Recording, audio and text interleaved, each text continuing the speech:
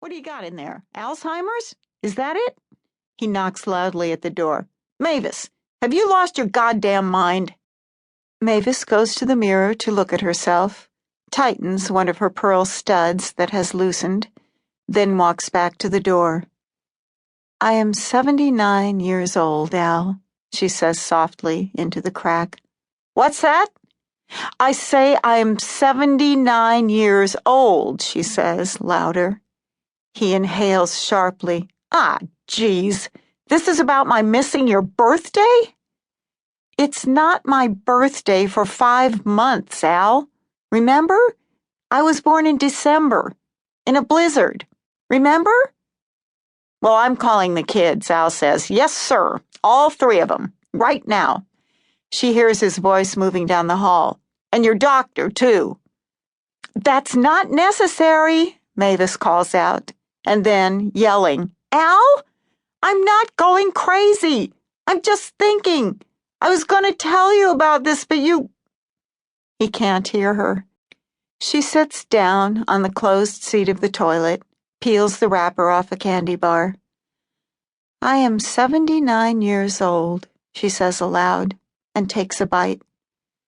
This is the beginning of what she wanted to say. Truthfully, she wasn't sure what would come next. She figured it would just happen, naturally. She examines the candy bar as she chews. She has always liked this, looking at food while she eats it. Makes it taste better. She wonders how they get that curly little swirl on the top of every candy bar. It's a nice touch, even though some machine did it, and it is therefore not sincere. She crosses her legs, gently swings the top one, then leans over to the side to inspect it. She used to have great legs. Oh, honey, Al had said the first time he undid her garters and pulled her nylons off. Look at these gams. He had kissed her thighs, and she blushed so furiously, she thought surely he'd see it in the dark.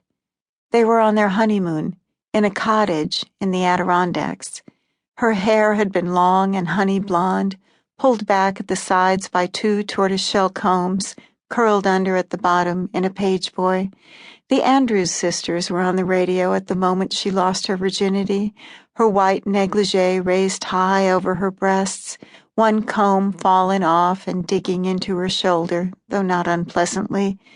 She shook so hard when Al entered her he wanted to stop, but she wouldn't let him. It's fine, honey, she said. It just hurts. Her fingers were balled into fists against his back, and she uncurled them, tried to relax. She looked for a place on the ceiling to focus on. She'd concentrate on that, take her mind off things. I can wait, Al had said. Why don't I wait? He'd raised himself up, tried to look into her face, but she hid herself in his shoulder, embarrassed and silent, then giggling. I don't think that helps, waiting, she'd finally said. You just go on ahead. It's all right. Afterward, they'd made a nest of the blankets and pillows, faced each other in the dim light, spoke in low tones of all the things they wanted to do, candlelit dinners every Saturday night, 4 children, the biggest Christmas tree on the lot every year. They touched each other's faces with the tips of their fingers, probed gently at the openings between each other's lips. At breakfast the next morning, Al had said Mavis looked different, more womanly. She said she'd noticed exactly the same thing. He took her hand, she put down her fork, and they went back to the bedroom. Already they had a special language, Mavis had thought, and the intimacy grounded her, fueled her. It hadn't hurt so much the second time.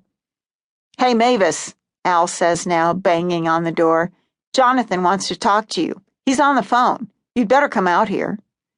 Mavis walks to the door, straightens her skirt, speaks loudly into the crack. Listen to me, Al. I just told you I want to have a week to myself. I'm not coming out to talk on the telephone to Jonathan or any of the other children. I wish you'd stop running off and just let me tell you about